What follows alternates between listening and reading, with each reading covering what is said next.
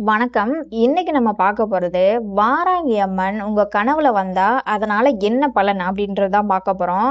வாராகி அம்மன பல பக்தர்கள் கனவுலயும் பார்த்திருக்காங்க. அதனால நிறைய நல்லதும் நடந்திருக்கு அப்படின்னும் சொல்றாங்க. இப்ப நான் சொல்லப் போறது ஒரு பக்தரோட உண்மை அனுபவமாகும். ஒரு ஊர்ல ஒரு குடும்பம் இருந்துச்சு. அந்த குடும்பத்துல வாராகி அம்மன ரொம்ப பக்தியோட வழிபட்டுட்டு இருந்திருக்காங்க.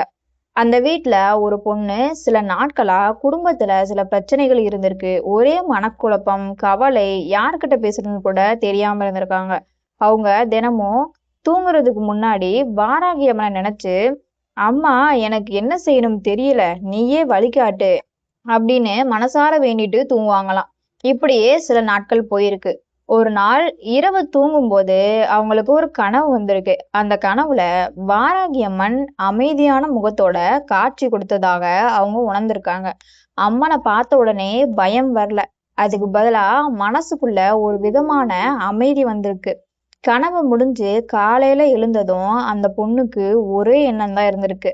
அது என்னன்னா, என்ன நடந்தாலும் அவசரப்படக்கூடாது, நம்பிக்கையோட இருக்கணும் அப்படின்ற எண்ணம் அவங்களுக்கு தோன்றிருக்கு. அந்த நாள்ல இருந்து அவங்க கொஞ்சம் கொஞ்சமா மனச அமைதிப்படுத்திக்கிட்டாங்க. குடும்பத்துல இருந்த பிரச்சனைய கோவத்துல பேசாம எல்லார்கிட்டயும் அமைதியா பேசி சரி பண்ண முயற்சி செஞ்சாங்க.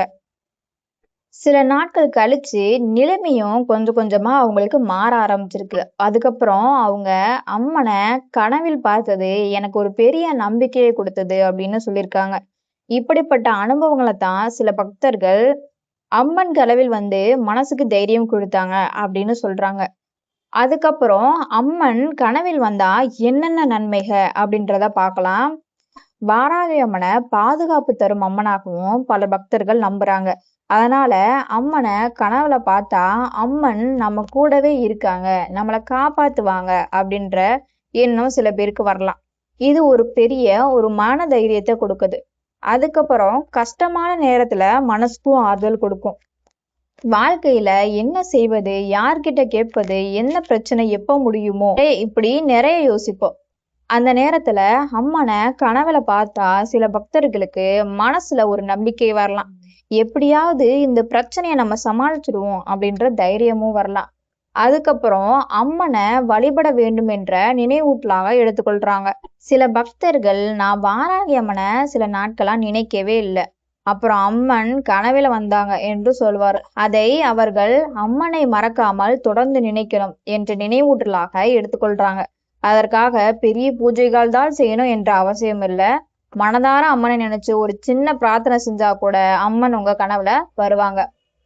அதுக்கப்புறம் வேண்டுதல் நிறைவேறும் என்ற நம்பிக்கையும் இருக்கு. சிலர் நீண்ட நாட்களாக ஒரு வேண்டுதலை வச்சு அம்மனை வழிபட்டுட்டே இருப்பாங்க. அந்த நேரத்துல அம்மன் கனவில் வந்தால் நம் வேண்டுதலை அம்மன் கேட்டுக்கிட்டாங்க அப்படின்றும் நம்புறாங்க. ஆனா கனவுல வந்தாலே அந்த வேண்டுதல் நிறைவேறும் என்று சொல்ல முடியாது. இது பக்தர்களுக்கு ஒரு நம்பிக்கையூட்டும். அதுக்கப்புறம் எதிர்மறையான எண்ணங்களும் குறையும் அப்படின்னும் நம்புறாங்க. சில நேரம் நமக்கு காரணமே இல்லாம பயம், கோபம், கவலை போன்ற எண்ணங்களும் இருக்கும். அம்மனை கனவுல பார்த்த பிறகு இனிமேல் நல்லதே நினைக்கணும் அப்படின்ற எண்ணம் தோன்ற ஆரம்பிக்கும். அதனால சில பக்தர்கள் இப்படிப்பட்ட கனவை ஒரு நல்ல ஆன்மீக அனுபவமா எடுத்துக்கொள்றாங்க. பிறகு அம்மன் சிரித்த முகத்தோட வந்தா சில பக்தர்கள் ஒரு அழகான நம்பிக்கையா இருக்கு, அம்மன் கனவில் அமைதியாகவோ சிரித்த முகத்தோட வந்தால் அது ஒரு நல்ல அறிகுறி அப்படின்னு நினைக்கிறாங்க.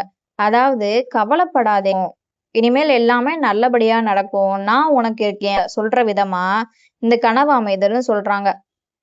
அதுக்கப்புறம் அம்மன் கோபமாக இருப்பது போல கனவு வந்தா, இப்படிப்பட்ட கனவு வந்தா உடனே பயப்பட வேண்டாம். கனவு என்பது நம்முடைய மனதில் இருக்கும் பயம், கவலை, பதட்டம் போன்றவற்றாலும் வரலாம்.